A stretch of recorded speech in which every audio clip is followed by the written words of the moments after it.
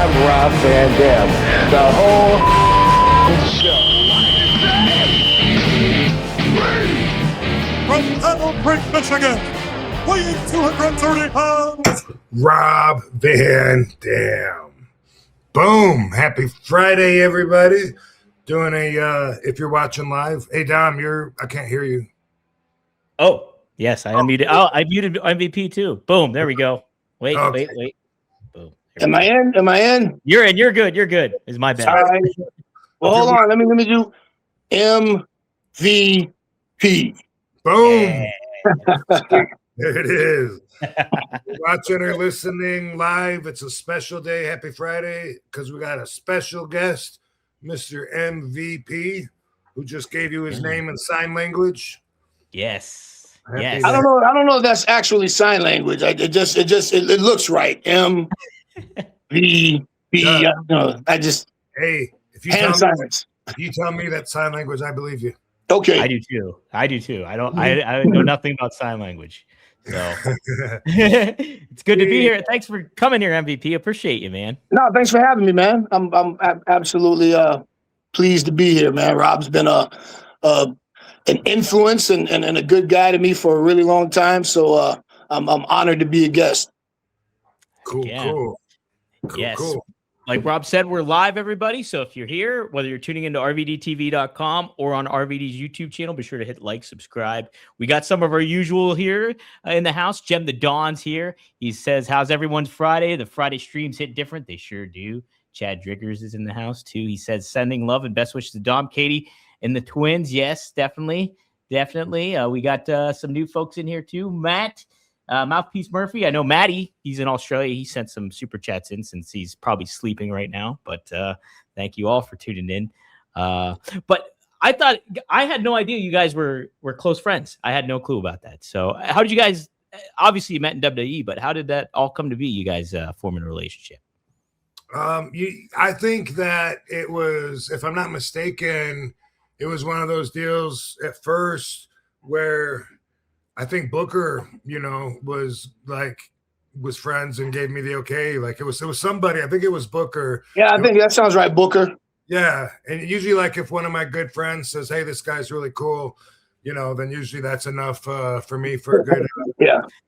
The referral program works good for RVD. Yeah, same for me, man. If somebody who I respect signs off on somebody, then that's good enough for me until proven otherwise. And for me, it was crazy because.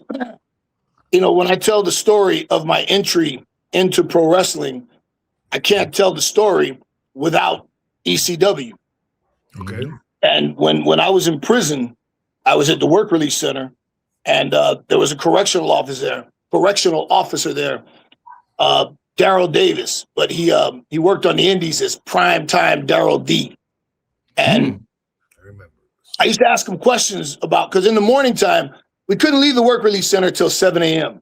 So after you've had breakfast and everything, people would kind of mill around at the front door from 6:30 to 7, and he would bring in VHS tapes of the pay-per-views or of his matches. And one day I said, "Man, how do you guys do that shit without really killing each other, man?" And he was super cool, and we ended up hitting it off. And he was like, "Look, man, I see you out there playing basketball. You're athletic, you got some size. When you get out, if you want to learn, I'll teach you." And I was like, yeah, okay. I, need something to keep me out of trouble. And around that time, I'll never forget, in prison, I used to listen to a lot of AM talk radio. Mm-hmm. And I think there was a radio show, I think it was called Wrestle Talk America or something like that. I'm not sure. It was something like that. And I was listening to it, and I hadn't seen wrestling in years. Like the last thing I saw was when I was at DeSoto Correctional, when they used to show the abbreviated WWF show for 30 minutes on Sunday. And we could never watch the end of it because count time would always happen. So we'd be able to see the first 15 minutes and then we had to go to count. So I'm talking the Lex Express era. Yokozuna and Lex was the last time I saw wrestling. Fast forward, I'm hearing these guys talk about this new wrestling, ECW. Everybody's calling into the show talking about ECW. And I was like, damn, what's this? And Taz was the special guest. And, I'm listening to this dude talk. I don't know what he looks like. I just hear him, being a heel, slick rapping, got that heavy Brooklyn accent. And I'm like, everybody's just talking about when will ECW be available in my area? When will it be? I'm like, man, what is this ECW phenomenon? And again, to show you how long I had been away from wrestling, because my mom used to take me to the Miami Beach Convention Center when I was in first grade. So, I grew up with wrestling. And we used to do shopping trips at Walmart where you can go pick up toothpaste and paper, toilet paper, whatever you need. And I opened up a PWI and I saw a picture of Big Papa Pump. And underneath it said Scott Steiner. And I started laughing. I go, look, they put the wrong caption under this guy, because the last Scott Steiner I saw, had a long mullet, and I didn't recognize this guy. Right.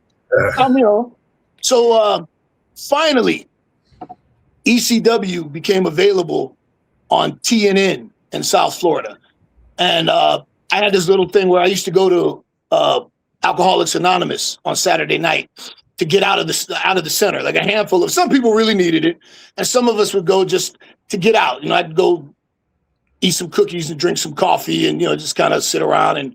But when we would get back to the work release center, it would be in count, and they'd put us all in the day room, the TV room, while they were doing count. And there's an unwritten rule in the Florida prison system that if a television program is already in progress, you can't vote to change it. So I'd be in there and I would put it on ECW. And I remember watching it going, what the fuck happened to wrestling? Like, what is this shit? Man? I'm like, holy shit. And I'll never forget, like, that first night when guys, it was count time and guys came in the TV room and they were guys, man, we don't want to watch this bullshit, old fake ass wrestling. We don't want to watch this shit.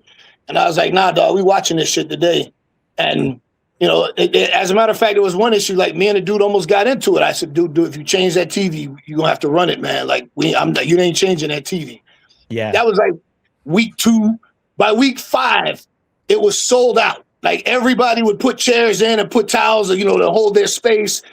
Everybody was watching it, and everybody was like, whoa, what the fuck?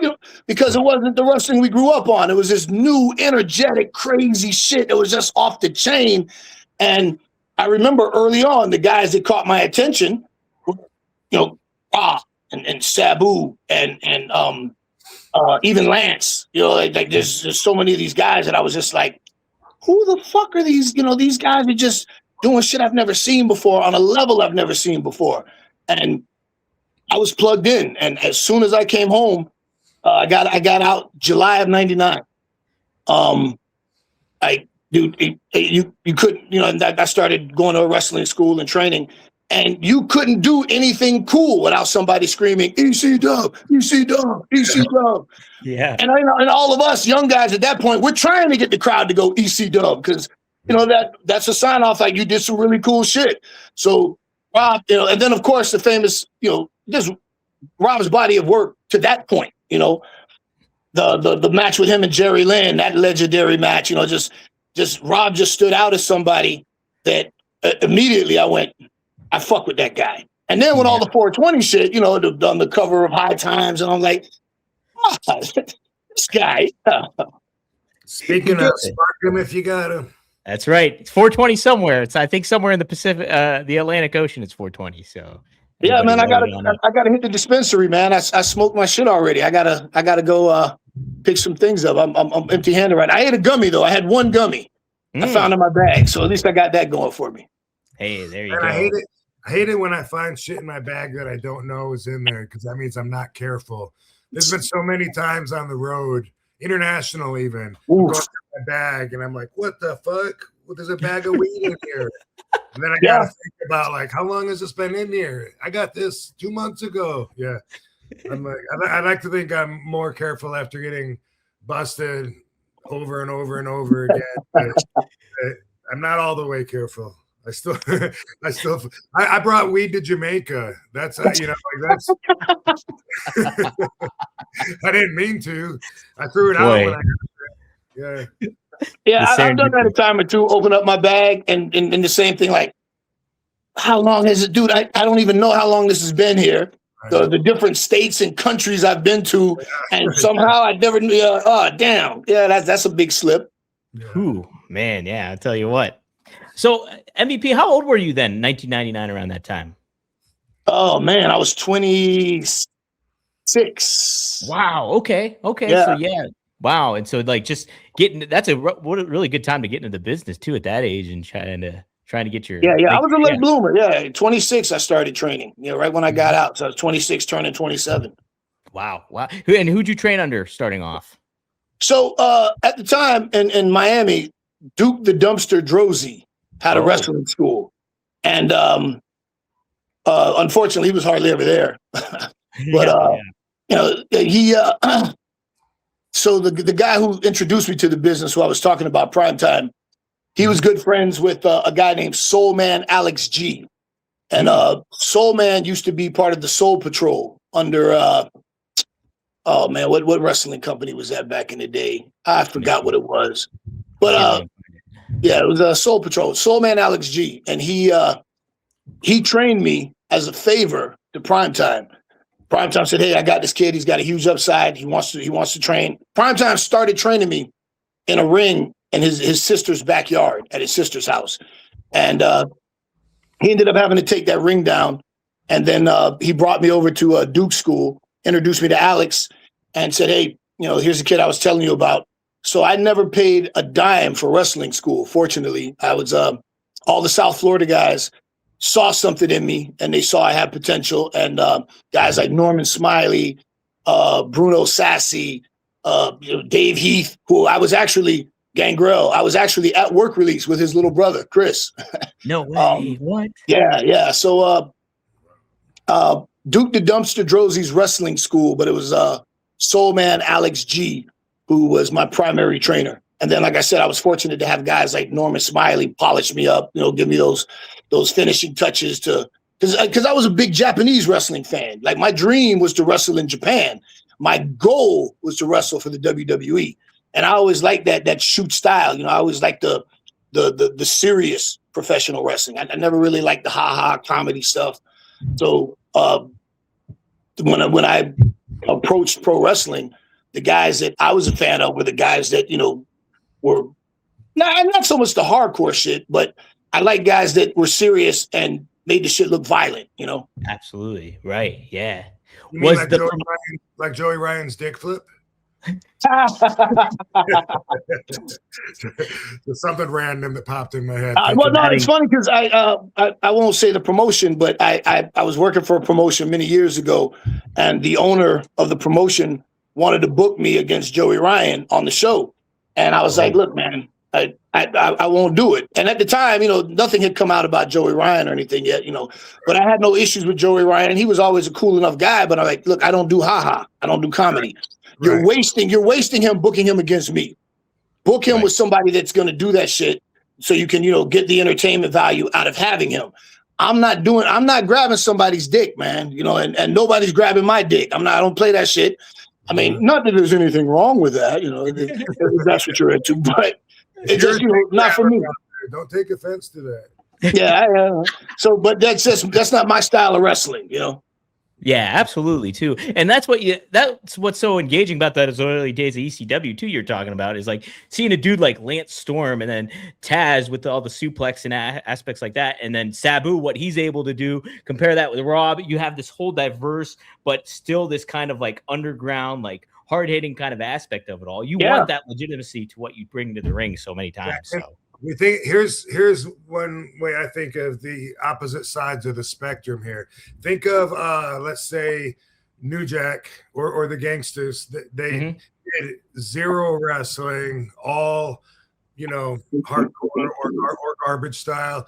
And then look at someone like he mentioned, like Lance Storm or Jerry Lynn, who all they did was wrestling. They didn't even do hardcore stuff. Right. Those are like exact opposites. Yeah. But I've always said, they all fit in ECW. Well, I've come to the conclusion over the years that wrestling is a buffet. Yeah. There's a little bit for everybody, and when you go to the buffet, you take from the pans what you like, you put it on your plate. What you don't like, you just walk past it. And I've always said I never understood wrestling fans. That tribal mentality. Wrestling fans that will hate a promotion and say things like, "Oh, I hope they go out of business," or like. I don't like orange soda. Not a fan of it, but I don't want Sunkist or Orange Crush to go out of business. You like orange soda, drink all you want. I'm just not going to drink it. And I'm not going to say, oh, man, you suck because you like orange soda. Like, no, I never understood that. No, I didn't get it either. It doesn't make it. And the more competition there is, the better wrestling gets, because it's like everybody raises their sea level too. Well, it's better for the fans and for the boys, you know, the boys and the girls, you know, the practitioners of the craft. We're able to make more money, and the fans get a higher quality product. You know, a rising tide lifts all ships. That's it. Yeah. 100%. We are of the same cloth with that. I created fucking a company with some partners. The partners didn't work out that well. Ended up not paying me what they owed me, and I'm like, hey, good luck. At least the boys have a somewhere to work, and that's OW. You know, yeah, OW. only wrestlers, the only wrestlers. Yeah, I don't want anything bad to happen, because at least the boys are desperate too, because they'll even work for someone like Bad Business Bobby repeatedly when he's already ripped them off, or several people that they know, and the motherfucker doxes the talent when he gets mad at them. And boys don't care. They want to be booked. They want to be in the ring. They want to get the experience and the work. So, you know, fuck it. I wouldn't want to get in the way. Yeah, and I get that, because I used to say all the time, you know, when I was coming up, it used to be so frustrating, because you got these independent bookers who they develop beef with another booker, and then they're like, well, if you work for that guy, you can't work for me.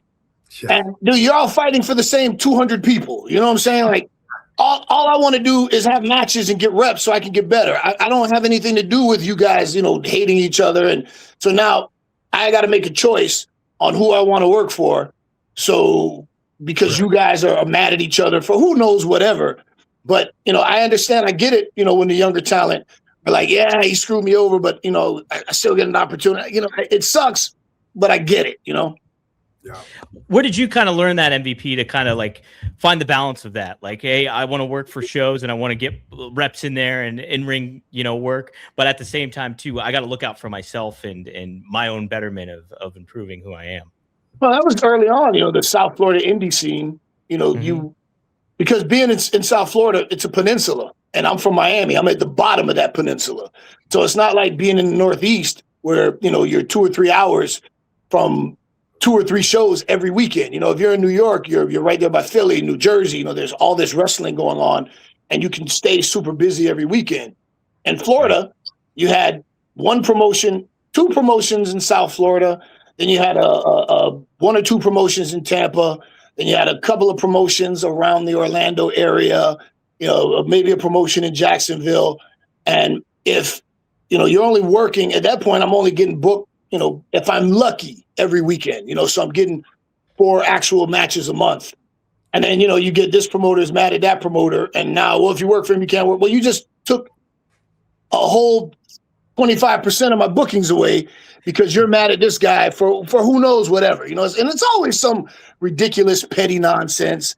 And usually these guys end up squashing it and being back cool later on, or merging, or, you know, who knows. But I got that lesson very early on. And, you know, when it used to be that, what I found is you usually had 1 promotion that was a better quality promotion that ran less, and the other promotion ran more, but it was a lower tier promotion. So do I want to have more matches for a shittier company or less matches for a better company? You know, and, you know, there were decisions to be made. And sometimes, you know, I made a good one, and sometimes I made a bad one. But ultimately, I just, you know, I got to the point where I was like, man, screw you, man. I'm going to go work for this guy. He's always treated me well. I always get paid. And, you know, it goes the way it goes, you know? Absolutely. Absolutely. No, that's good stuff. Super chat we have here from Galileo. He thanks for whatever monetary fund that is. 420 with MVP, aka I'm coming. Nobody can stop me. So awesome. Thanks for that, brother. Fellas, you already know what time it is. It's time to level up, and Blue Chew just dropped something crazy. I'm talking next level, championship belt, gold-plated energy. one of a kind, if you will.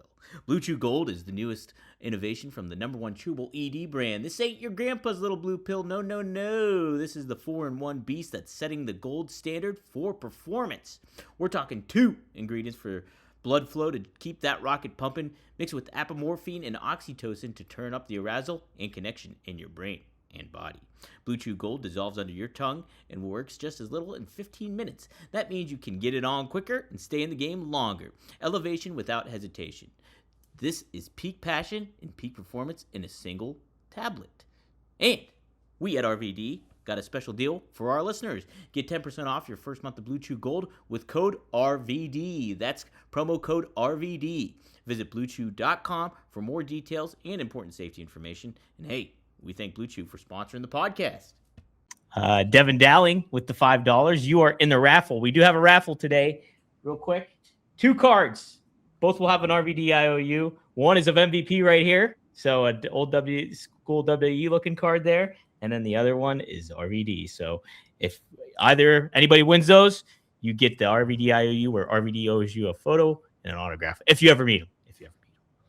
So, Devin, your super chat said, we heard of the no weed rule WWE used to have and how Randy and Rob would pay the fines. Did MVP get hit while he was there?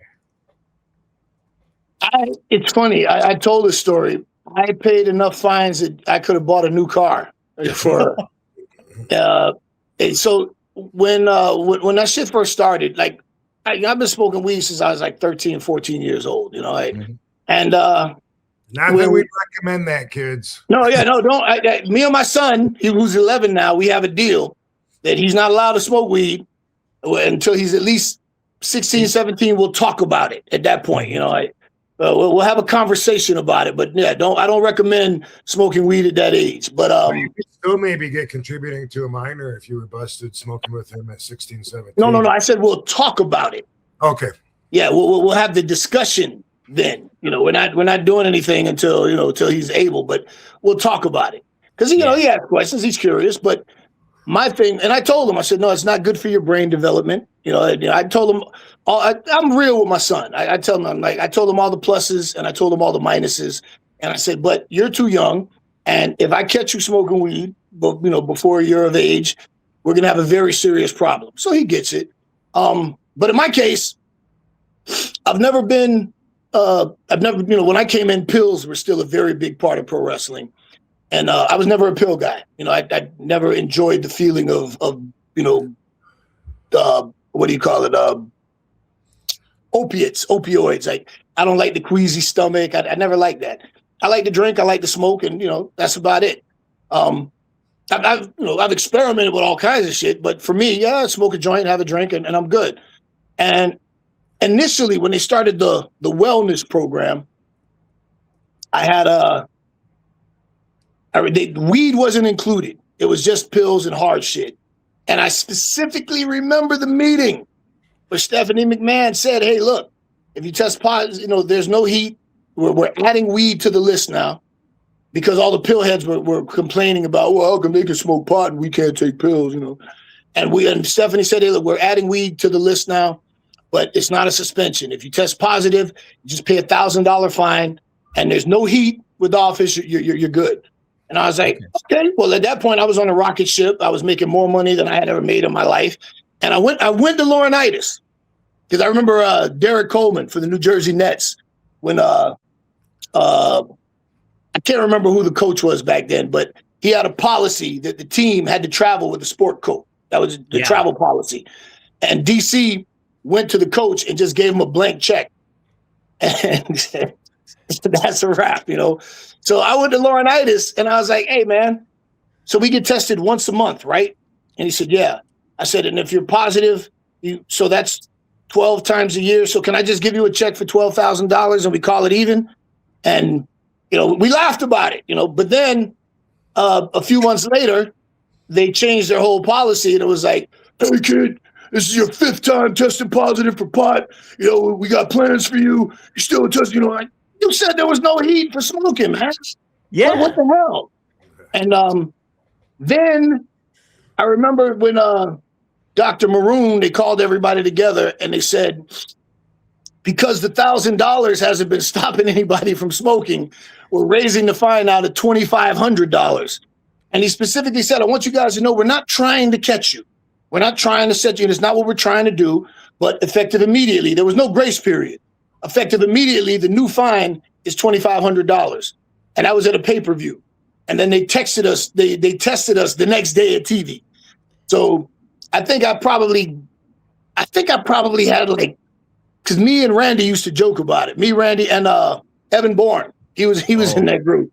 Oh, okay. And we would like compare notes to see who was in the lead for fines. Yeah. And I think that I had 11 grand, I think. And then when they started the 2,500, they got me like 2 more times. And I said, all right, man. All right, you got me, man. You got me. I'm done. Man, that had to be frustrating though. It's just like well, then I started smoking spice. I discovered spice. Oh, Rob was talking about that. Yeah. But that's before it got stupid. When it first came out, it wasn't bad. I remember the guy at the head shop said, hey, I told him, hey, man, I get tested now. And he said, hey, try this shit. And I bought it, and I remember I smoked it, and then I went, oh, damn, I'm high. This stuff works. Yeah. I wasn't licking the walls. I wasn't jumping off the roof. I wasn't, it was just like, I was high. And I remember I brought it on the road, and me, Spanky, Santino, and Randy, I'm telling them about this stuff. And they're like, nah, that's bullshit. I'm like, I'm for real, dude. We all smoked it. And they were like, yo, where do we get this from? And it didn't take long. All these companies started, I guess, trying to outdo each other, who could make the most powerful shit. And then it got out of hand. It got crazy. And, everybody's got some messed up story from somebody they know or their own experience from smoking that Mr. Nice Guy. Oh, man. I was just going to say Mr. Nice Guy was my favorite. Was it? Yeah, and I smoked that for like 2 years, probably ish. Never ever had a problem. And then one time there was one called Devil's Advocate. Fucked me up. It fucked me up. And I put it away, and like maybe like a year later or something, I found it. And I said, I want to see if it's just that or were there other factors. And so I smoked it, did the same thing again. So it was definitely the exact fucking strain, but yeah, that was it. It was legal. You could buy it at fucking pipe stores, head shops. Yeah, no problem. And, Rob, it's stronger than weed too. Sometimes. Some of that stuff was bad because I remember when I was wrestling in Japan, they started selling spice in Japan, and they had like lounges where you could go and you could buy spice, and you could get a pipe or papers or however you wanted to smoke it. And they had it categorized like, here's the mild, here's the medium, here's the strong. And, they don't play with weed in Japan. You get caught with weed in Japan, you go into jail. Really? Yeah. They're not just going to pat you on, slap you on the wrist and throw it away and tell you to go home. You're going to jail.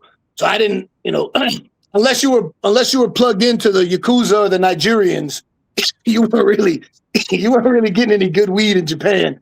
And but I would smoke the spice over there. And I remember I won't say his name, but one of the boys, he liked to smoke, and he smoked some spice, and he had a terrible reaction. He just like, guys, I'm out of here. I gotta go. And he just fucked off. So we went to his hotel room to check on him, and we knocked on the door, and he was in his underwear doing Hindu squats, like sweating bullets, just doing squats. And we're like, are you okay? He's like, nope. Nope. Like, hey, man. That would be me. That would be me if I fucking. And then, after a while, it wears off, and he was like, I'm okay, but I'm good. I don't ever want that again. And I wanted to say, it was while I was in Japan, I never had any one of those, like, freak out moments with spice, but I do remember I was sitting outside the bus at a rest stop, and I smoked a little bit. Then I remember just like my heart racing and getting like kind of dizzy and feeling bad, and like, man, I've never experienced that before. And I got on the bus, and I was really anxious and uptight, and it went away. And I thought, okay. And then the same shit, I smoked it again, and I had like an unpleasant reaction. And I think that was the time that I just quit smoking spice altogether. I said, nah, I'm done. I'll never smoke this stuff again. Yeah. Ooh, man. I mean, like in today's world too, it's just like, marijuana and weed and everything's been more acceptable. And even in wrestling, it's like, I think the ties have been loosened a lot, right? So it seems like if it was more like that back then, I mean, I could only imagine how better it would be for you guys at that time. And people always talk about how cannabis would have saved so many wrestlers that died of prescription overdoses. Yeah. But also it caused so prohibition does turn people to way more dangerous options. But even that spice, I was just thinking about it, and I was thinking about it was a marshmallow plant. Remember, a marshmallow plant, and they sprayed it with chemicals. Yeah. And that's what we were smoking, and it was so less. And I knew when I was smoking it, it was the less healthy option. Absolutely. But it was, it was just so convenient, and I didn't want to get. I gotten busted left, right, in the middle so many times. And I'm like, dude, I'm going to Florida once every 2 weeks for 2 days. I'm not gonna fuck up and bring weed for that, and get in trouble. Yeah. To show you how bad spice actually is, when I got back, I remember they changed, WWE changed the program where if you got caught with, if you tested positive for weed, you got a fine. If you tested positive for spice, you got suspended. That's how serious they realized how bad it was. But for me, it was crazy because, like I said, I want to tell you, man, it was maybe $15,000 that I paid in fines. Then when I came back to WWE as a producer, I walk in the locker room and everyone's sitting around with vape pens. Everyone's just hitting vape pens, and the culture had changed. I'm like, can I get my $15,000 back? Yeah. Can I get my championship belts back? Yeah. Can you get your how about that? Can I have a run again on that one? That one, is that all right? MVP, how was it being a producer? How did you like that? It was weird, man, because I had to I wasn't a producer for long, but initially it was a transition period where I had to learn that even though in my heart and soul I'm one of the boys, now I had to be the office, and I've never been in the office. So to make a point, when we were in there in my first weekend on the road, everybody's like, P, what's up? And a bunch of these guys, like the Usos, they call me Unc because I knew them when they were kids before they got signed, when they moved to Houston to live with Umaga while they were training at Booker's, and now they're on the road and they're stars and they're doing their thing. And I walk into the locker room and I'm a producer, and two things happened that kind of threw me for a loop. Number one of them handed me the vape pen, and instinctively I just hit it. I'm like, oh shit, I can't do that. And I remember a handful of the guys were late. I think like Sami Zayn and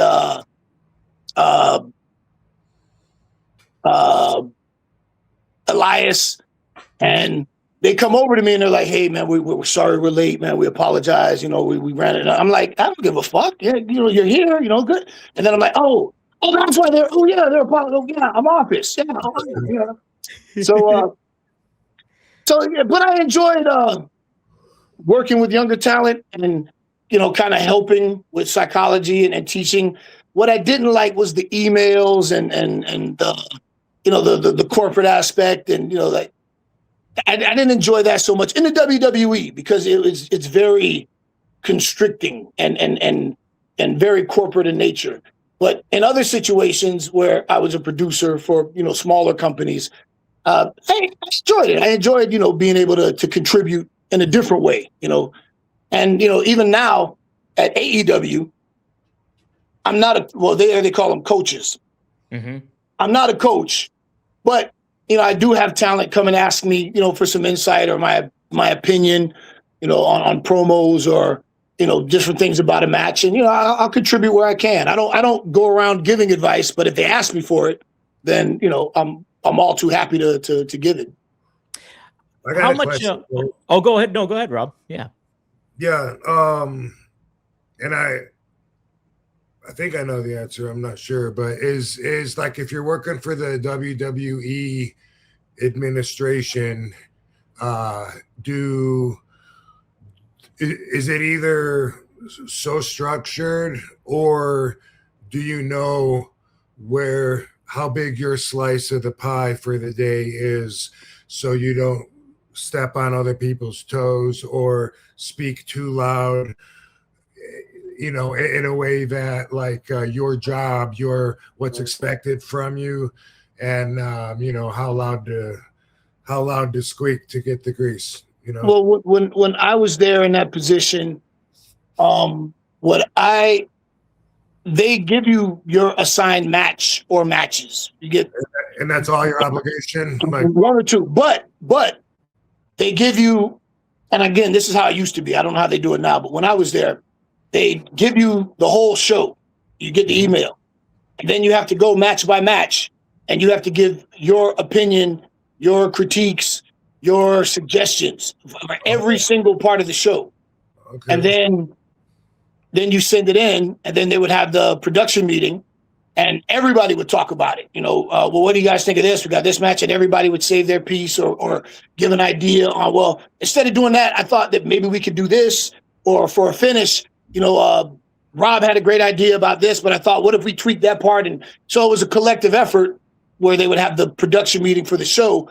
But when you walked out of there, you had one match or maybe two. I don't think I ever had more than one match. And, in terms of, what your slice of the pie was, you were very clear on what your responsibilities were and what you needed, what was wanted out of the match, what you had to relay to the talent, and what you had to get out of it. And then, once you were in Gorilla, you got the cans on, and, you're talking to the truck about, okay, here comes this, here comes that. It was part of it was fun, exhilarating, but part of it, was high stress because, as Rob can tell you, Vince, you never knew. Yeah, sometimes right? Vince is like, God damn it, that's great. And other times Vince was, God, who's the fucking producer for this shit? Who the fuck wrote that? do that? You're like, well, Vince, you told me to tell him to do that. No, I didn't. Yeah. Like, oh, okay, no, you didn't. All right, Vince, cool. All right. How much, when you would get a run sheet like that and they'd want your suggestions and stuff like that, how much would you be thinking about, oh, this is what I think they should do, compared to oh, this is what Vince would like? Well, like I said, Vince was the end all be all. Sure. His word was final. Mm-hmm. And if you pitched an idea and he liked it, he would give you credit and go, yeah, that's a good idea. Let's go with that, Mm-hmm. And if he didn't, it was just like, no, we don't like that. I don't want to, or sometimes he was that, that's a good idea, but that's not what I want for this, Mm-hmm. Mm-hmm. So, you had clear direction. It was just sometimes he would forget what he directed you to do. Right. Which had to be frustrating. Every producer that's ever worked there has a story. I bet my life. Anyone who has ever been a producer can tell you a story where Vince clearly told them to do something and they did what they were told, and then Vince would forget that he told them to do that and cuss them out for doing what he told them to do. And then I dealt with it. I've seen it happen to other people, and it's funny now, but it wasn't funny at the time. No, right? Vince was funny too, because just the way he was, he would yell at you. He was, he was a yeller. He'd lose his cool and he would yell at you. And then 30 minutes later, it's like that shit never happened. He would talk, everything was fine. He'd talk to you and, and I'd be scratching my head like, I thought you were mad at me. No, he wasn't mad. He was just upset at that shit at the moment. And that was 20 minutes ago. Now we're dealing with this now. I'm like, oh, okay, And once you understood that, once you figured it out, then, okay, all right. The first time you're getting yelled at, you're like, oh, yeah. Okay. I'm fucking fired. But you know what, though? I'm not going to say any names because I don't want to throw anybody under the bus. Who was it? I won't do that because I respected them a great deal. But let's just say that my heart was broken by some producers that would tell me to do something when I was talent. Mm-hmm. They sent me out there to do something very specific. And then I did it. And when I came back, Vince was pissed off. And he'd take off the headset and, MVP, why the fuck would you do that? What? And the producer who told me to do it is standing right there with his head down. And, Yeah. and I'm looking at him like, you going to speak up? You know, and it happened to me twice with two different producers. And and I remember like, and after a couple of I'm not going to stooge. I'm not going to say, well, he told me to do that. And if you had done that, Vince would have got mad at you anyway for being a snitch, you know? Right. I just, you know, then I looked over and, you know, he's looking at the ground. I'm like, you know what, Vince, you're right. That was a dumbass idea. That was really stupid, Vince. I'm sorry that I did something so dumb, you know? And then, you know, afterwards, you know, because this was back in the old day, Rob, you remember when you had to go up the steps for Raw, it was like in that second level. And, you know, we came down the steps and they, you know, all right, guys, you know, that's on me, my bad. And why the fuck did you say that shit up there? Because they were scared to lose their job. And, you know, these are guys that were in their, you know, later in their years. And at this stage of life, if they're not working in the wrestling business, you know, and I don't say this to be dismissive, but, you know, with they're selling cars or selling insurance or something, or, you know, it's so it was a bad catch-22 for them to be in, you know, worried about losing their job. But at the same time, it was like, damn, dude, I don't believe that Vince would fire you for making a bad call in that situation. The Vince that I knew, if anything, he'd be mad at the moment, but then afterwards, I think he would respect you for stepping up and saying, that was on me. Look, I did that. What happened again? So. Yeah, that was me. Rob, did your mentor, Terry Taylor, ever do that to you as a producer? I'll tell that story. So tell me. I mean, have you heard this story, MVP? So many in my mind is everything he's saying. Like I've seen it so many times, even way back to when the whole original Mr. Monday Night angle with the invasion in '97, when that came to a boil, because I thought I was there for ECW's betterment to get them over on WWE's stage. And then all of a sudden I find out that 97 or 07? No, 97. We did an invasion. Yeah, we did an invasion in '97 where ECW came in on WWE. I wrestled Jeff Hardy, Too Cold Scorpio. Okay, see, I wasn't out yet. I didn't get out till '99, so I missed that. Okay, all right. Yeah. This is right before. So, but I'm there. But so Paul is telling me and anyone else who's with me, you know, we don't know how long this is going to last. Watch your back. They don't want us here. As soon as you smell something funny, say the word, boom, we're gone. We're out of here. And then like after a few weeks in, now they want me to, I've been beating their guys, which is incredible because I'm there as an outsider. Mm-hmm. And it's great for ECW. And then all of a sudden they want me to do a job to one of their guys. And I'm teaming now with Lawler against two of their guys and headbangers. And I'm just like, I don't understand, you know, what's going on or whatever. Anyway, yeah, because you haven't heard this, MV, so I'm telling you. But anyway, it came to a point where I went to Paul and I was like, you know, Paul, this doesn't really feel right. What do you think? And he's like, you want to go? Let's go. I'll get my bag right now. We're out the back door. And I was like, I'm asking you for advice. And, you know, the boom, boom, boom, boom, boom, boom. And he's like, just say the word. And I was like, fuck, man, I don't feel like I should do that. And so we went to the office. This is the first time that I talked to Vince after I'd already been there on the, you know, 4 or 5 times, whatever. And then and I'm telling Vince, you know, I don't understand where my direction is going and how that's helping ECW.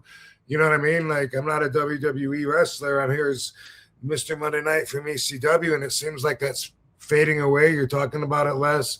And he said, well, Rob, I wouldn't have had you on my television if I didn't plan on you staying here in the WWF. And I was like, what? I had no idea. Didn't even think that was even talked about anywhere. And I turned around and looked, and Paul's over there talking. I can't remember if it was Bruce or Jim. I think it was Bruce and Paul, and they both did that look you're talking about where they look down, you know, they both looked down at the ground. And I'm looking at them, and Vince is like, oh, I see you as being a baby face long term. an aggressive baby face. And I was like, and I kept looking over at Paul, and you know, him and Bruce would just like be looking down, talk. Anyway, point is, there's so many times, but the Terry Taylor thing is just he was in WWE as a agent for a little while, and it seemed from my perspective as if he decided in his search for validity that RVD would be a good project, because I was coming late, I was going out smoking in my car and whatever, and so like one day we're down by the ringside talking about the match that we're going to have. And Terry's saying, you know, they want to roll Lance in, and it's like a 6-man. And Lance, what he gets rolled in, can I like, boom, cover him when he gets rolled in and steal the pin? Some shit. Sure, I can do that. I go out and I'm smoking. And when I come back in, it started at the fucking door. Like the first guy that I saw is like, hey, Terry Taylor's looking for you. And I'm like, oh, okay. You know, and I'm like, that's weird. I just talked to him like, you know, a little bit ago, and I keep walking. And then the next guy, Tony Gurria, hey, Terry Taylor's looking for you. And I'm like, okay, fuck, you know, and I keep walking. And then Michael Hayes, hey, have you seen Terry Taylor? He's looking for you. And everywhere, like I keep walking. Everybody's telling me Terry. And I'm like, fuck, you know, and then I go out, and then Terry's in the gym so everyone can see him, and he's being very animated with his body expressions. Rob, where have you been? Like I've been looking for you. You know, like we want to know, like if he could boom and rolls in, you know, can you like cover him like boom, like soon as he gets in? And I'm looking at him and I'm like, yes, I can do that. And we just talked about it like a couple hours ago or something. And he goes, oh, then why am I telling you now? I said, I think you're trying to seek validation like most of the agents do and trying to look busy. Yeah. And so at that, and then I went and I left and I went to everybody, every agent, everyone. Hey, have you seen Terry Taylor? Tell him I'm looking for him. Tell him I'm looking for you, Terry.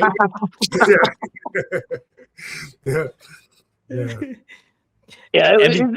It's sometimes, man, the wrestling business, and it doesn't matter what company you're in, because, you know, no matter what, the wrestling business, first of all, it's an ego-driven business. You know, everybody's, you know, pushing to be the best. Yeah. Everybody wants to be number one. Sorry to interrupt, but totally, I'm glad you're hearing this from somebody else besides just me. He's going to say what I say every week, every promo. You know, your agenda is to say I'm the best. No one can beat me. This is why. Yeah.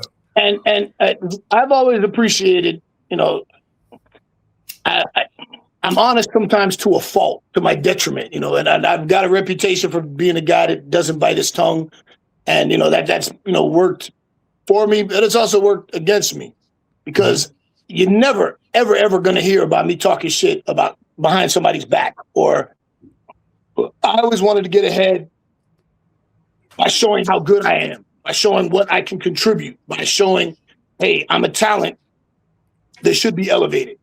I never wanted to get over by putting somebody else under or burying somebody. And sadly, it doesn't matter what company you're at. You know, it's a very Game of Thrones type business. You know, there's all kinds of subplots and backroom meetings and this you know, this clan against this clan and you know, who everybody's vying for the throne, and then you got those people that are just like, hey man, I'm here to be the absolute best that I can be. I'm gonna do the best that I can do, and you know, leave me out of all that other shit. You know, who have you found to had the best mentality like that overall, like in the business that you kind of ran into?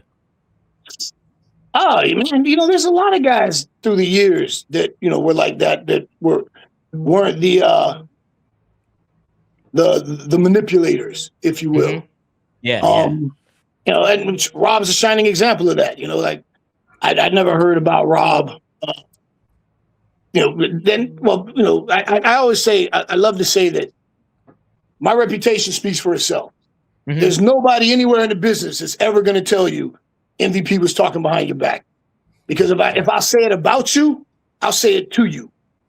And if somebody comes and says, hey, MVP, did you say this about me? Yeah, I said it. Or, no, I didn't say that. Who told you that? Let's go see them right now, you know? Yeah. So, you know, so through the years, the guys that I knew that were like that, you know, were, like I said, guys like Rob. I've never known Booker to be like that. You know, you know what? I hate to say it, but the cool guys, you know, just to simplify it, the cool guys, you know. Probably why we are attracted to each other, you know, with a similar vibe. But I would say you're not going to hear anybody say that RVD is full of shit. But Bad Business Bobby, he'll tell you because he's already gone out and said that. So I got one bad Yelp review so far in my life. Nah, you know, one of the things that I love about Rob, it's become mythical, folkloric in the business. Mm-hmm. Pick a hand. Oh yeah. Pick a hand. It gets brought up. The respect that I have for that, you know. Yeah, right. Pick a hand. You know, I got nothing but respect for people who conduct themselves that way, you know. But what a good way to handle it too. Go ahead, Rob. Yeah. Yeah. Let me just say this because back to what we're talking about because I was thinking about this, doing some inner searching and shit and writing stuff down, and I think that that people that are attracted to me or my image to them is the same reason that other people are turned off by me, and that's the fact that I'm not afraid to have an unpopular opinion. And that's something that on this show I talked about so much around the Roger Jackson incident.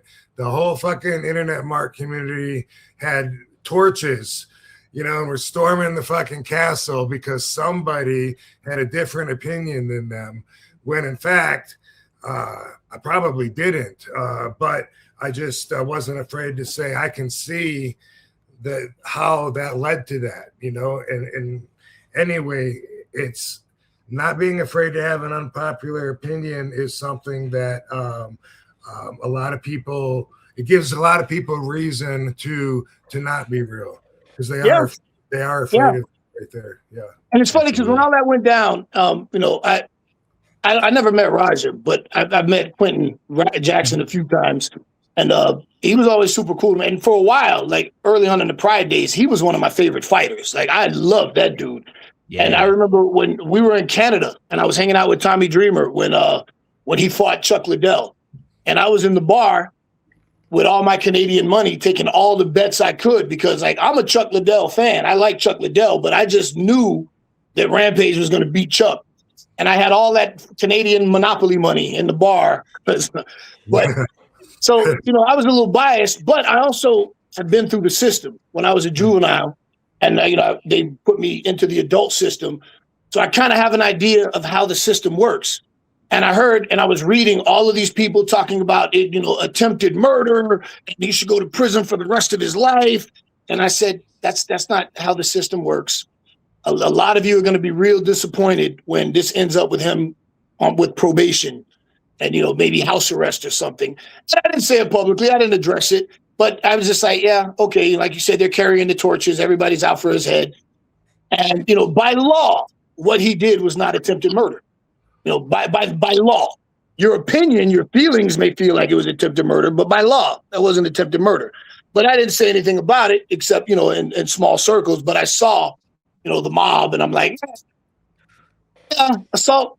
Yeah. Battery, you know, but that wasn't attempted murder. And I think the case was finally, you know, the disposition of the case was that he got probation. And I was like, yeah, that's what was going to happen. I knew that's what was going to happen in that situation. Now, so he's not locked up. I thought he was. No. He got. I think he got maybe. I don't know if he got like some kind of home, you know, the band or something. But I know he got probation. Now, what's going to happen in civil court? that's different. I don't know if this dude's going to go after him and sue him. And, that's a whole nother conversation, how much money it might cost him. But in terms of him going to prison for the rest of his life, like some people were saying, like, no, man, no, that's not going to happen. So I get where you're coming from.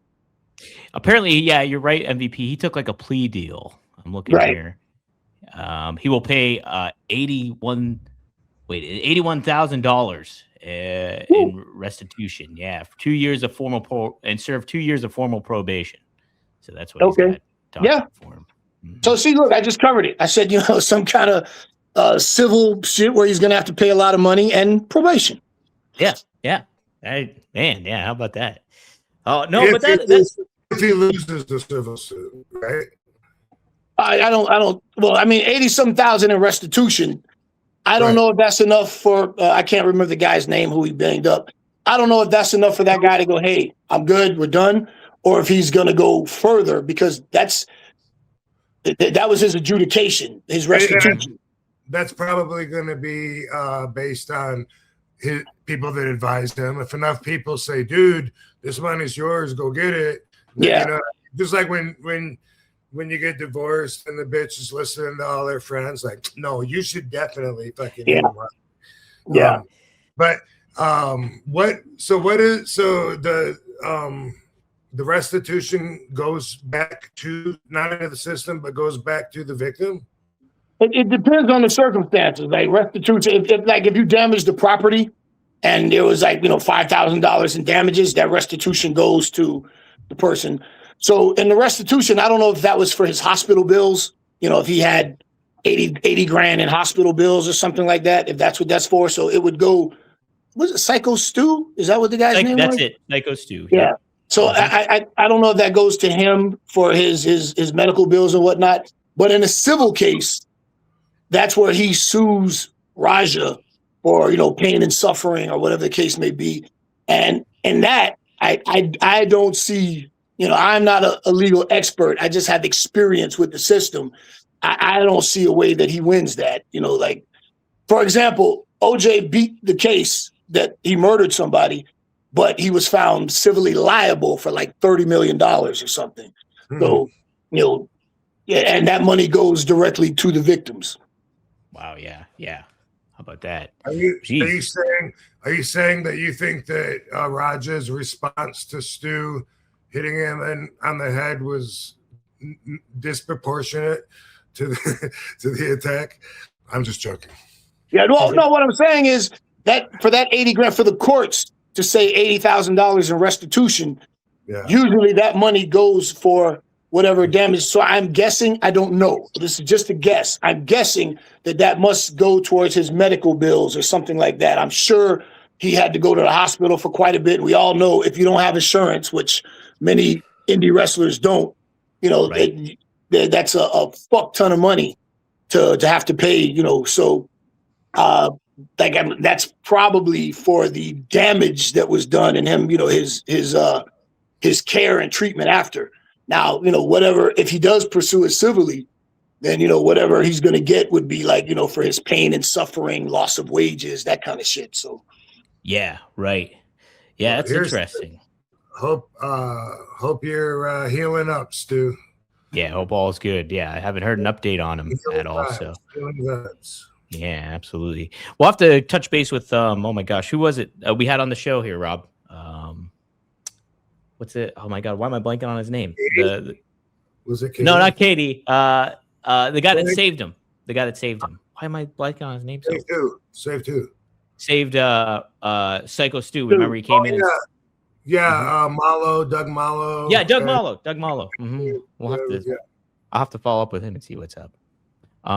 Cool. We did get a couple of super stickers. I'll enter you in Gamer Play Game. I found out she lives exactly like a mile away from me, literally a mile away from me. How about that? And she won the prize. Yeah. So I'm going to bike your prize down to you, actually, Gamer Girl. How about that? Yeah. Hey, by the way, I saw in the chat room, Jem the Don wants to know, are there any good wrestling schools near Vegas area? And FSW, Future Stars of Wrestling, has been there forever. That's the main one that has the connections. Everybody uses his ring when they're in town and want to work out, whatever. Boom, boom, boom. There's a couple more. But I think Arya Davari just opened the school too, didn't he? Yes, I did hear that. I don't have the info on that. Yeah, I don't have the info, but Arya Davari, for those of you that don't know, is Dara Davari, Sean Davari, his little brother. And I've actually done a show once for FSW, and they let me use their ring one time when I was out there for the IBJJF World Championships, just to get a little workout. So I got a lot of respect for FSW. They treated me well. But Sean and Dara Davari, Arya Davari, those are two guys that really know the game, man. They know ball. I respect them both for their minds and their ability. So that's another option as well.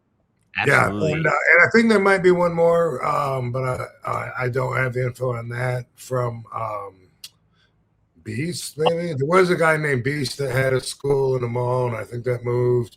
But anyway, at FSW, FYI, dude's name is Joe DeFalco that you want to talk to. Good luck.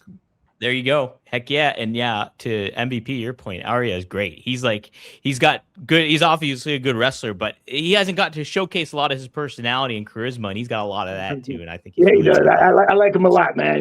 It's funny because his older brother is a good friend of mine, and now that we're at AEW together, it's funny like hanging out with my friend's little brother periodically, who's a cool ass kid, so it runs in the family, because they're both really cool dudes. You know who packs some power? Is RVD. That's right. You think about his movesets, he's got that Van Daminator, he's got that 5-star frog splash, and he's Mr. Monday Night. He's all about power in the ring and out of the ring. And you can hold the power too when you use Morgan & Morgan. That's right, Morgan & Morgan. If you're ever injured, you can check out Morgan & Morgan. Their fee is free unless they win. For more information, go to forthepeople.com/RVD or dial pound law. That's pound 529 from your cell phone. That's FOR thepeople.com/RVD or pound law.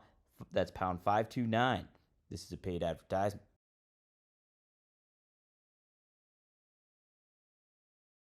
Absolutely. Somebody was asking in the chat, who do you liked working for better, Vince or Tony? I want to pitch it to you in this way. Like, what's the differences that you like between Vince and Tony?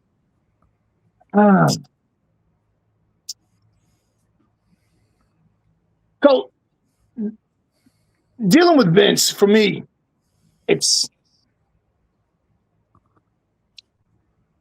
I have to say this, like Vince, remember, when I was 16, I went to prison for armed robbery, and I did 9.5 years. And when I got out, society wouldn't give me an opportunity to earn minimum wage because I was a convicted felon. You got to check the box. Have you ever been convicted of a felony? So I couldn't earn minimum wage in most cases because nobody would hire me. But I served my time, and I paid my debt to society as the social contract is supposed to go. And Vince McMahon gave me an opportunity to become a star, and a significant amount of television time that was given to me, and I got an opportunity to social redemption, because if not for MVP and WWE, I'd still be number 190197, just an ex-convict. So Vince gave me a chance. I'll say that my relationship with Vince, was a very professional one. He and I never got to be really close. My second go round, that was the first time he gave me his number, and we actually would speak, because the Hurt Business thing was real hot during the pandemic. Yeah. So my feelings for Vince are kind of complicated, because I can't sign off on a lot of the shit that he's known for having done, or he's accused of having done, whether he did it or not. I don't know. That's for the course to decide. But I do know that WWE would always talk about being a family. We're a family. And then, a week before Christmas, you get cut. Right. So I'll say working for Tony genuinely cares about the wrestlers. his wrestlers, his company, his level of passion, his fandom for wrestling. Yeah, it's a different vibe because WWE, it was very corporate. It was the walking on eggshells, so to speak. It was just a different vibe. Whereas AEW is completely relaxed, man. There's no tension backstage. There's nobody worrying about, am I going to get cut this week? And Vince was only accessible to certain people. And if you wanted time with Vince, you had to put in a request to get time with Vince. And if you mattered enough, then maybe you could get an audience with Vince, And if you were high enough on the totem pole, you could just knock on the door and walk right in, At AEW, everybody has access to Tony. Tony will make time for you, and he'll talk to you, and he'll hear you out, and he's almost too nice. Yeah. So it's in one case it's working in an environment that was very, very, very stiff, very, very tight, very corporate, versus an environment where everybody's laid back and everybody's relaxed and everybody's having fun. So you got two billionaires that couldn't be more diametrically opposed from one another. How about that too? It's just so weird to think about. Yeah, two different billionaires, and you're getting those two different personalities. It's what a wild business wrestling is. Yeah, they could not be more different. Yeah, absolutely. I bet. Yeah, no, and the thing is too, it's like people will be critical of either product, so many of the times, but I don't think people really consider all the inner workings that go into a lot of the aspect and the relationship that's get formed, and particularly, you hear about things with Tony and how caring and generous he is to some people that are either going through physical ailments or certain things like that. And he doesn't tout about it or anything like that. You just hear about it later on. Yeah. So that's what's a great aspect of it all too. And I was talking about this a little earlier. I don't understand the vitriolic tribal behavior. Right. I love AEW. WWE sucks. Oh yeah. Well, I love WWE and AEW sucks. Dude, I don't really like. I don't really care for McDonald's, but I don't hate McDonald's. I prefer Five Guys, or I'd like a flame broiled Whopper over a fried Big Mac. But I'm not mad at McDonald's. I'm not angry at McDonald's. I just don't eat it. And then sometimes, hey, you know what? It's been a while. Let me have a quarter pounder. Let me, I just don't understand the tribal hatred. And you read some of this shit online, and people, I hate your wrestling company. It's like, dude, it's wrestling. It's entertainment. Have fun. Like, relax, man. Yeah. So you think McDonald's a bad Yelp review? No, I don't. It's like, hey, man, I prefer other burgers over McDonald's, but I don't say McDonald's. Oh, McDonald's sucks, man. I prefer to go across the street. Yeah, they get a little. Five Guys. I think Five Guys is my favorite fast food burger if I'm going to have one. I personally think In-N-Out is overrated. Okay. I don't think it sucks. I don't disparage In-N-Out. Oh, you guys, your burger sucks. Your fries are trash, man. Cannibal style is stupid, man. Man, this hot chocolate's bullshit. Yeah, I just don't care for it. Hey, you want to go to Five Guys? You want to go to In-N-Out? Is the whole car wants In-N-Out? Sure, let's go to In-N-Out. There's something on the menu I'll get. No, man, I'm not going. I hate that place, man. It's not that serious, man. It's really not that serious. To that, for anyone listening, my life got way better when I started spending a lot more time loving and a lot less time hating. Yeah. Hey, ain't that the truth, man? There's a lot to be said for that, for sure. Love is the answer, man. Mm-hmm. Yeah. Very much is. Absolutely. And like I'm like when it comes to telling people, like friends, that you love them, like I think I could tell MVP, say love you, bro, but usually it's really awkward, for me, like with with dudes and stuff. Like, I guess it depends on who it is. Or Yeah. And as I've gotten older, you know, I've become way more comfortable with who I am and understanding life a little better. So, you know, telling somebody that I love them now is a lot easier for me to do than it was, you know, 20 years ago. And Rob said, hey, man, I love you, bro. You know, like, there's nothing wrong with that. You know, there was once upon a time that if I said I loved you, you were somebody exceptionally close to me, and it was, you know, you were, you know, blood family or whatever. But now I realize that, you know, there are levels of love, and there are lots of people that I love, and there's people that I have an extreme dislike for, you know. Right. But I try to do a lot more loving than I do hating, and you know, even if you can't tell them, it's a big step just telling yourself. Yeah. Mm-hmm. That's what I realized with a lot of my friends that and people that I used to, you know, like have the stiffest matches with, and used to be in that competitive state of mind where I was like, man, fuck these guys, whatever. And then I don't know, say Bubba Dudley for no, but there's just a lot of guys in that, you know, where now, you know, it's like, man, I love seeing that guy, you know what I mean, when I run into him and shit. And it's like telling yourself that and realizing that just it causes you to vibrate in a higher frequency, and it attracts more love to you. And that may sound I don't know what it sounds like, but it's true. So less time hating, because otherwise that attracts negative shit to you.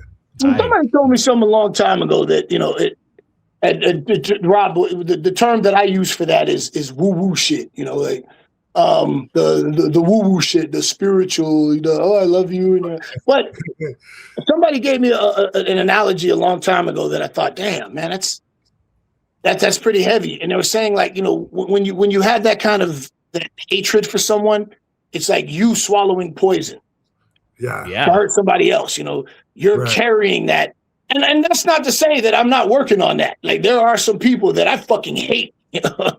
And I'm working on that to not hate these people. But when people wrong you in a certain way, it's, you know, sometimes it's a process to go, hey, let me woo-saw and let that go, because I'm only hurting myself carrying that vitriol for someone, you know. So it's better to get the meter to go like, boom, it's better to get the meter to go to zero, because like you love, you know, like could really care less, whatever, and then like around zero. This is hard to fucking do here. I know what I'm not taking a field sobriety test here. Anyway, you get it to go to zero, because when you think about hating, it's actually like spending extra energy past not giving a fuck, you know. And there's people that I used to hate, and then I think, well, would I go out of my way to wish something bad would happen to them? No, fuck no.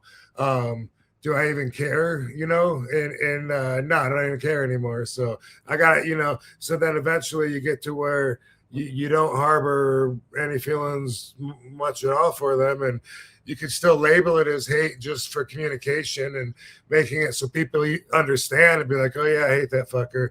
But inside, you know, you can change it.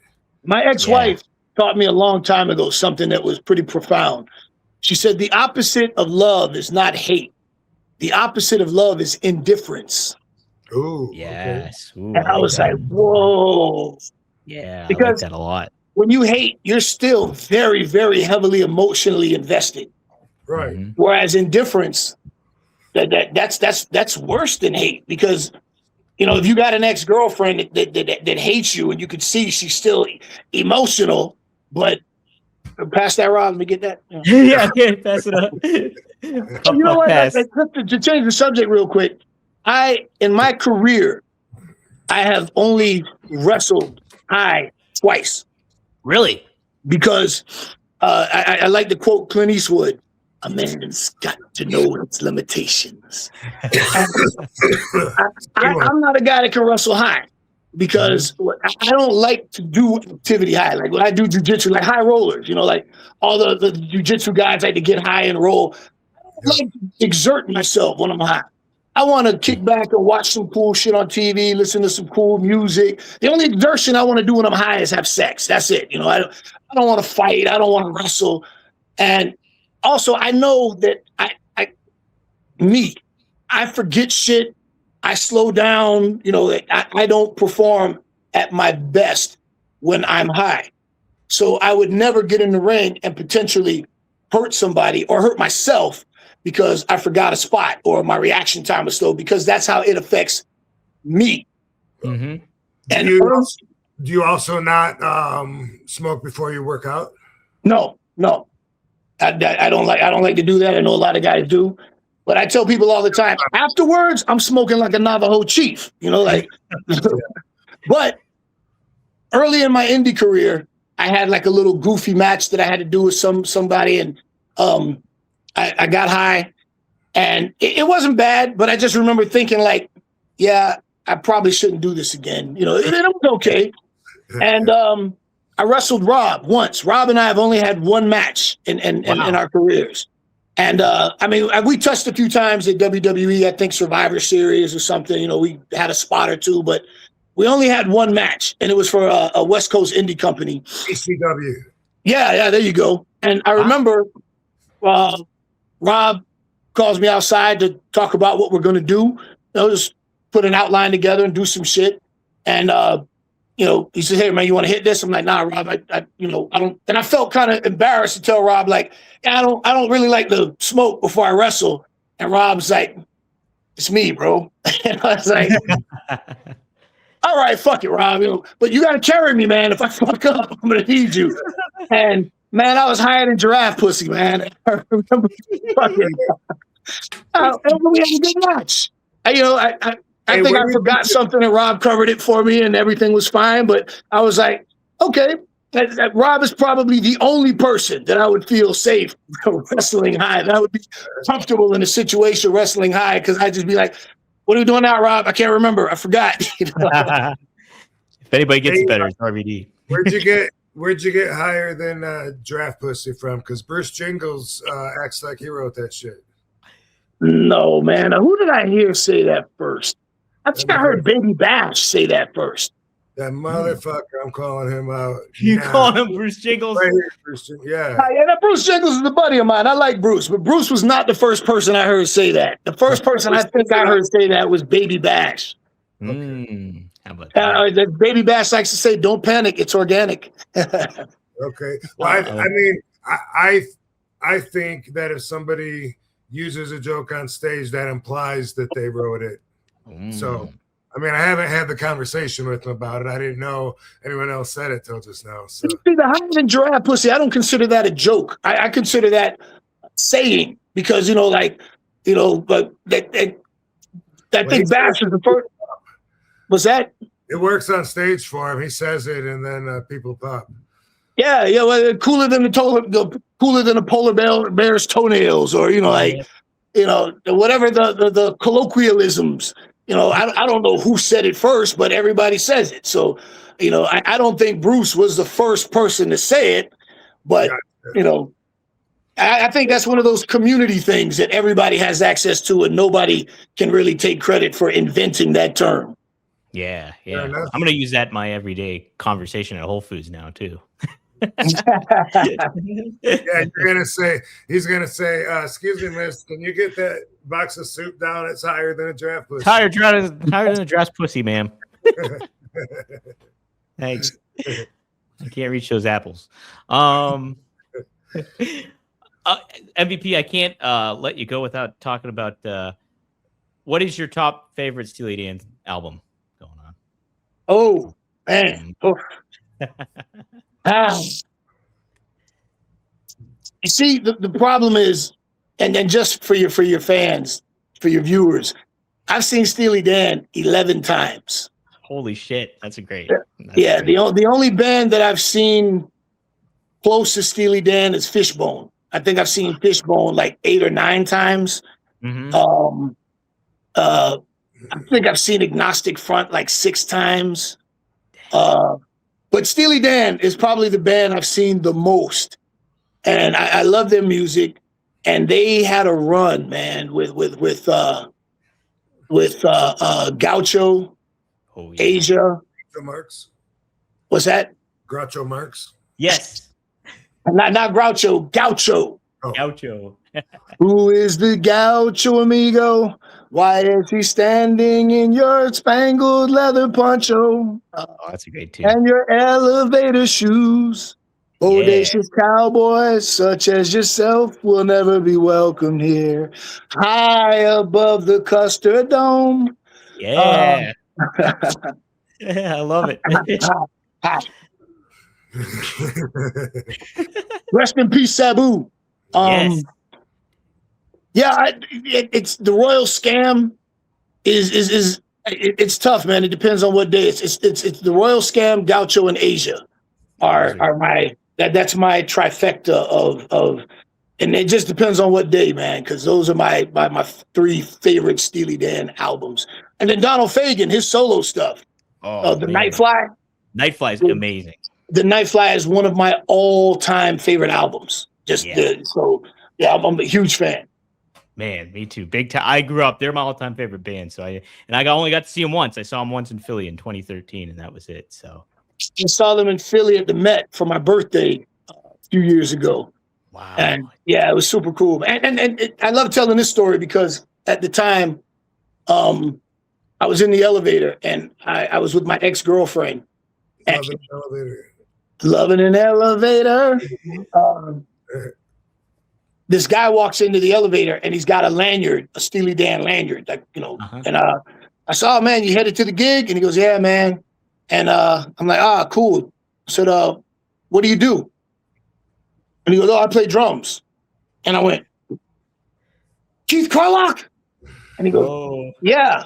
And I'm like, oh, man. Oh, dude, listen, man. And then I start gushing. Like, man, the first time I saw you live, I was in Redmond, Washington, and you guys played Asia, and then you did Steve Gadd's drum solo, and then then I caught myself, and I'm like, oh, dude, I'm sorry, man. I don't get to be a fan that often, It's usually the other way around. And my ex-girlfriend, she was like, I wish I had a camera, because I've never seen you like that in my life. Like, you were fanboying out. And, that drum solo in Asia, Steve Gadd just went ham on that. And it's my favorite part of the show when they play Asia and Keith Carlock goes fucking ballistic on those drums and he kills it. And Wayne Shorter originally played the saxophone on that. Mm-hmm.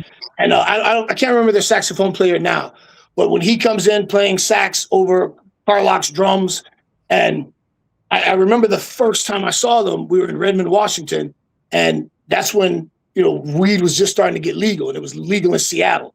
Yeah. It was Washington State, and man, I had smoked some really good stuff, and I bought front row tickets, and I just remember it was surreal to me, just because now the sun had set, it was night, and just the whole experience of it, and just watching Carlock go ham on those drums. And every time I'd see Steely Dan after that, I would get excited in anticipation for Carlock. And then, when I finally met him in person, dude, I was the biggest fucking fanboy. And he turned out to be a really nice guy. Since then I've kept in touch with him. We message periodically. And, that was a moment for me to be a big fan, to be a fan and just to be like, oh, so I understand when wrestling fans come up and they appreciate you, they've watched you, the joy that you've given them from matches and whatnot. But I just not too many times that I've had that with, entertainers of whatever that I've been a fan of. And that was one of those moments. But I want to throw this to Rob real quick because I specifically remember him telling a story about the guy that had the RVD Sabu tattoos. And Rob said, yeah, I see the tattoo and I'm like, whoa. And then I'm like, whoa. Whoa. Yeah. Now I've Yeah. seen many. That might have been when the first time I saw one, but now I've seen many. And sometimes fans have me autograph on their arm. And then they tattoo on the autograph. Tattoo They it. say they're going to. So I bet I they guess- do. yeah, probably. Right. Yeah, they probably do. Unless it wipes off. Yeah, then that's a question. Rob, have you ever got to? I don't know if I ever asked you this. Have you ever like kind of fanned out on somebody that like? I Obviously knew not you were really going to aggressive? ask me that, dude. Yeah. I was thinking in my mind, like, if he asks, I'm sure that I probably have, but I don't know who. So for me, my answer is going to be when I was a kid, I did that to all the wrestlers, like I would fucking stalk them. Walking out of the Kellogg Center, they had to cross the street to get to the parking lot where their cars were. And they had to deal with me and my friends taking pictures of them like paparazzi and asking them questions, and how come, oh man, you almost had him beat. The ref didn't see it, but I saw it. He cheated, and we. So I know what that's like, and I'm sure there is probably somebody that I would, but I don't know who that would. No one comes to mind. I don't know. I was trying to think of, and I always joke around, well, half joking, cannabis and concussions. My memory is not what it used to be, but I was trying to think of, God, man, what the legendary weed strain developer from back in the day. God, I can't think of his name. Who was the guy you mentioned last week, Rob? You don't mean Jack Harrow, right? Jack Harrow. That's what I was thinking of. Jack Harrow. That's what I was thinking of.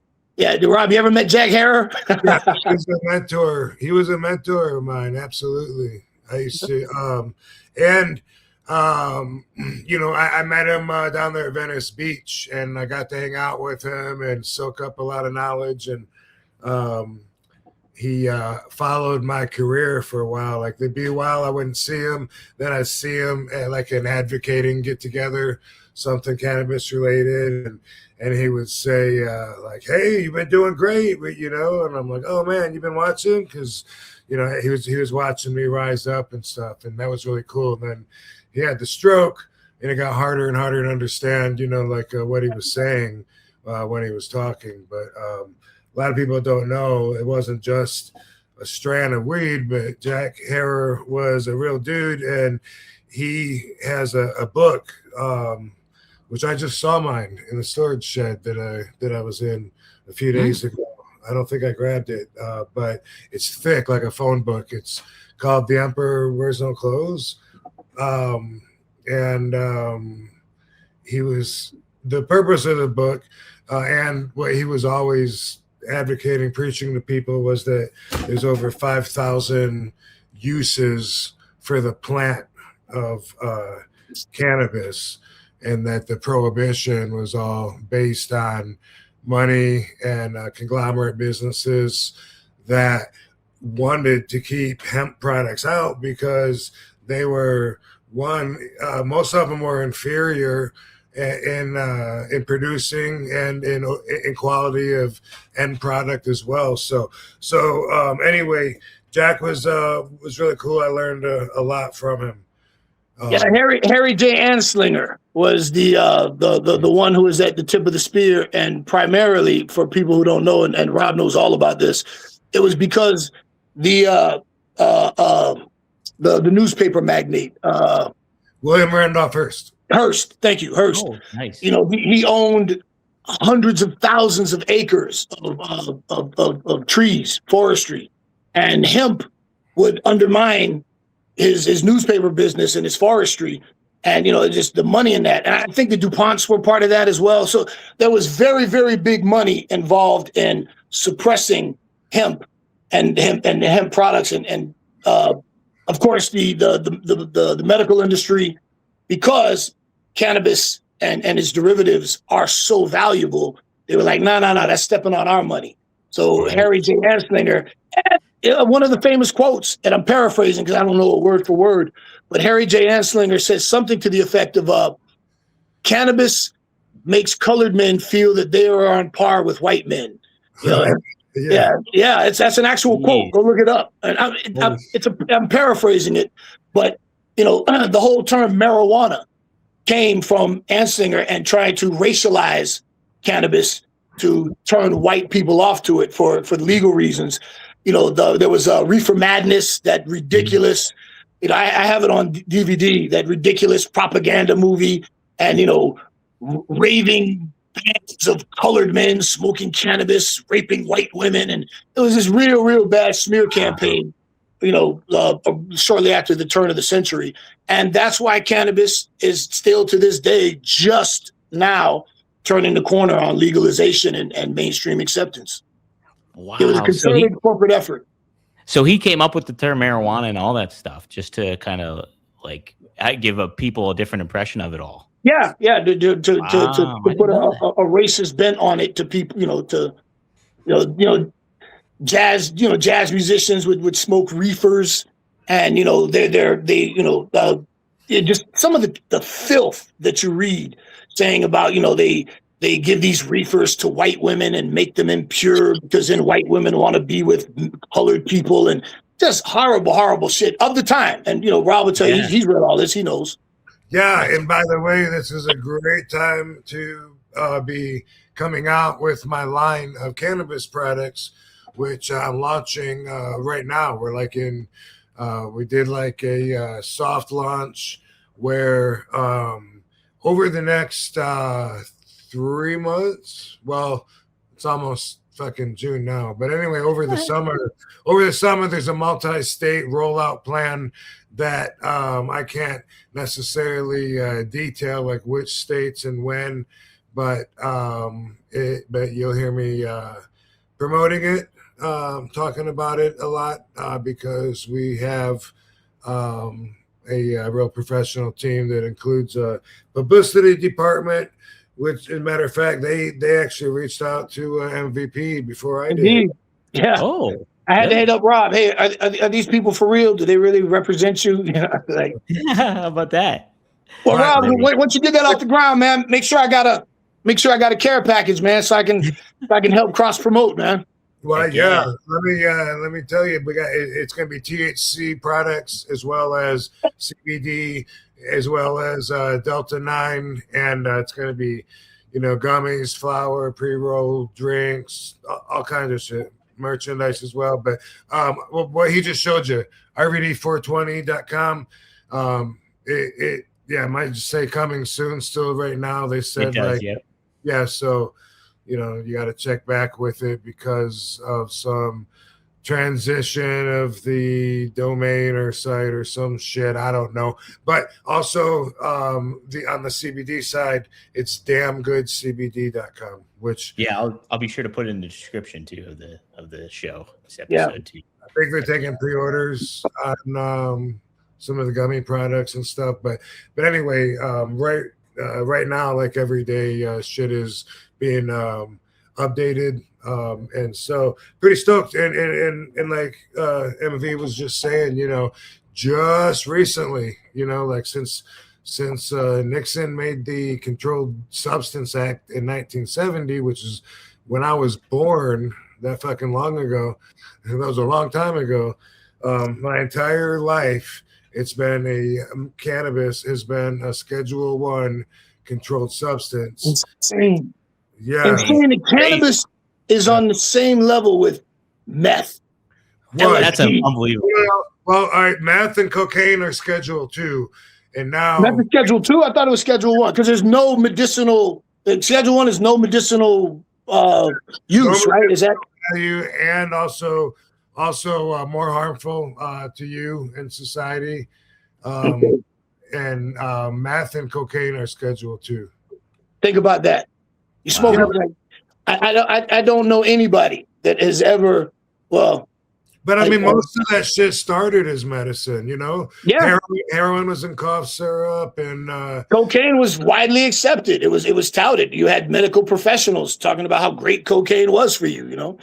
But I say this: I have never heard of any guy that felt the need to suck a dick for a joint. Lots of people.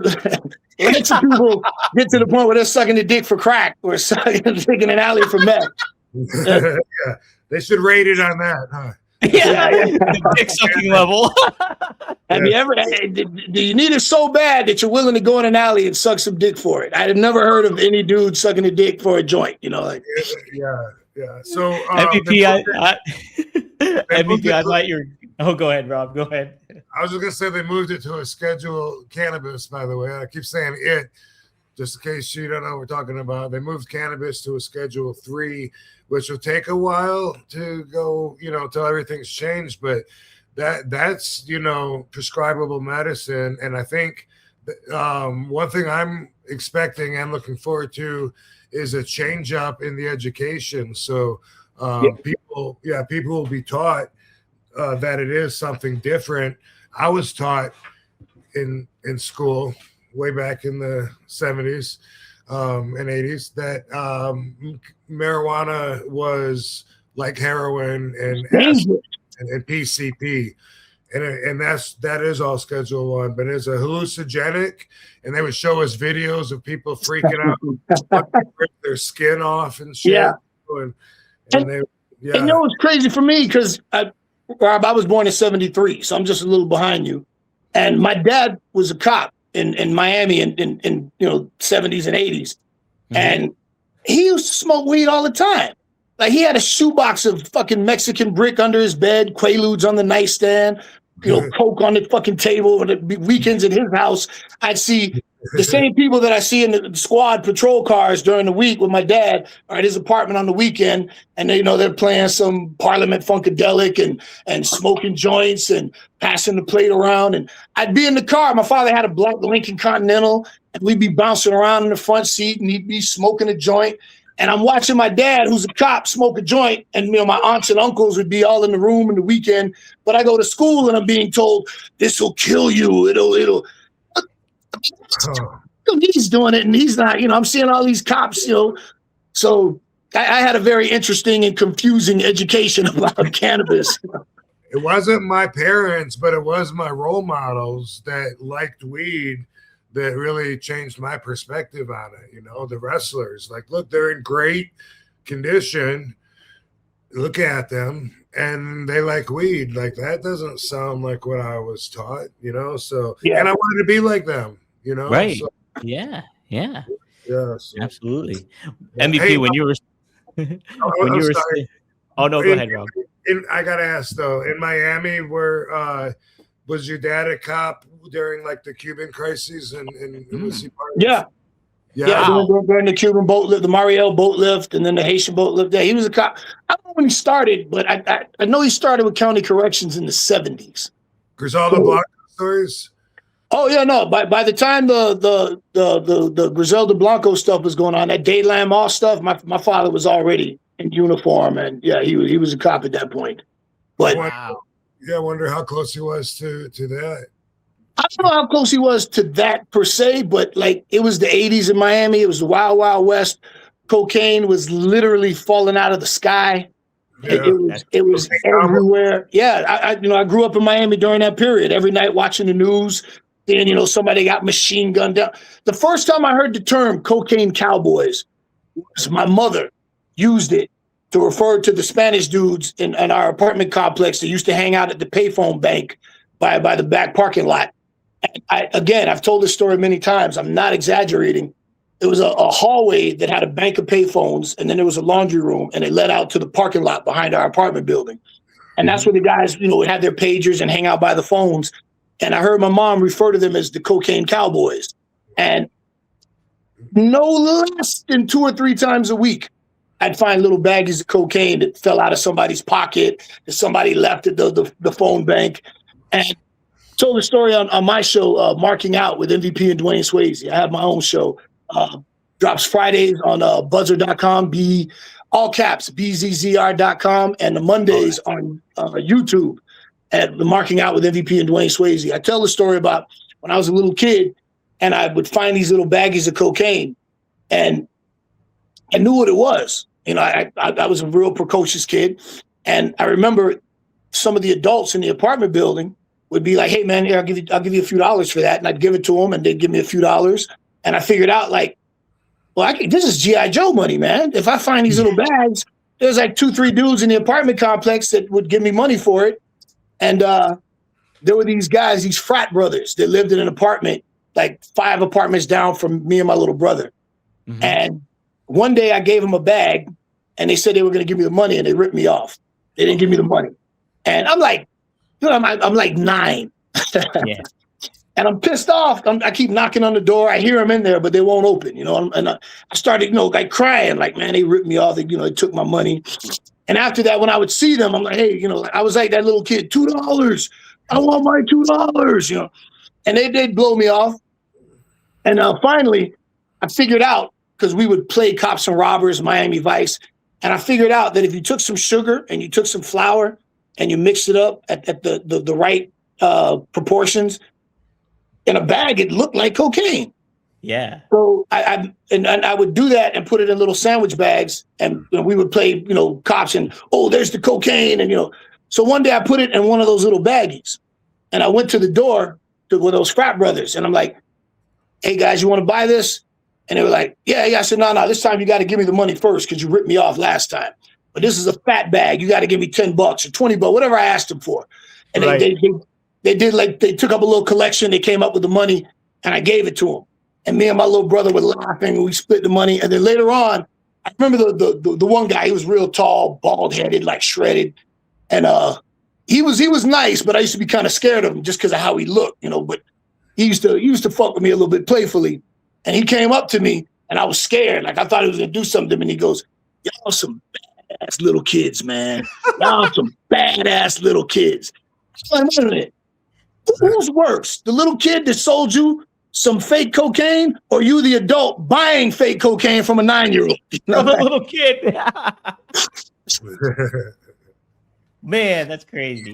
Guys, I've had a great time. I really appreciate you having me, man. This has been an absolute blast. Let's do it again. Rob, I got to get you on my show when I get a chance, man. Yeah, man. Anytime, just let me know. And you got anything you want to plug before? Yeah, just my show, Marking Out with MVP and Dwayne Swayze. It's on the Buzzer platform, bzzr.com. It drops on Fridays. And then if you miss it there, you can sign up for Buzzer. You get it there on Friday. If not, you can get it on YouTube Mondays at 1 o'clock Eastern, noon Central. The premise of the show is my good friend Dwayne Swayze, who's a Houston-based rapper. We've made some music together. I also rap. I've made some music. It's a fun hobby. And we'd be in the studio sometimes or hanging out, and he'd have a question. He'd be like, "Hey, Pete, what really happened?" Or, "Hey, can you tell me about that pay-per-view?" And one day I was like, "Dude, this is a show, man. Like you sit in the seat, and the fans live vicariously through you.